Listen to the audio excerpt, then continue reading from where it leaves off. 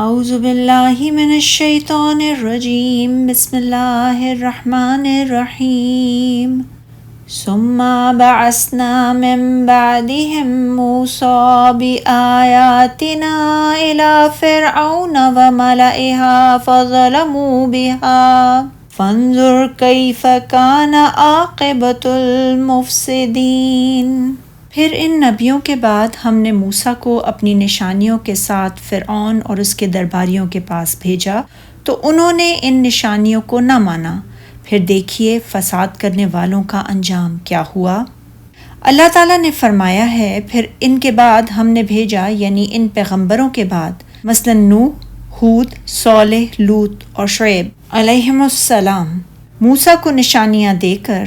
واضح دلائل و براہین کے ساتھ فرعون کی طرف بھیجا جو کہ موسیٰ علیہ السلام کے زمانے میں مصر کا بادشاہ تھا،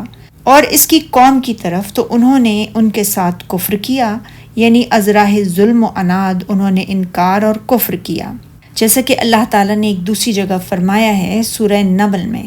اور بے انصافی اور غرور سے ان کا انکار کیا جبکہ ان کے دل ان کو مان چکے تھے۔ پھر دیکھیے کہ فساد کرنے والوں کا انجام کیسا ہوا،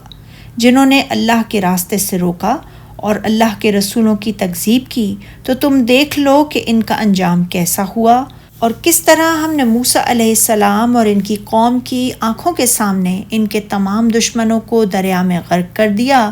اور یہ فرعون اور اس کی قوم کے لیے انتہائی دردناک سزا تھی، جبکہ اللہ کے دوستوں حضرت موسیٰ علیہ السلام اور ان پر ایمان لانے والے مومنوں کے دلوں کے لیے اس میں تسکین کا بے پناہ سامان تھا۔ سبحانک اللہم و بحمدک اشہد ان لا الہ الا انت استغفرک و اتوب الیک۔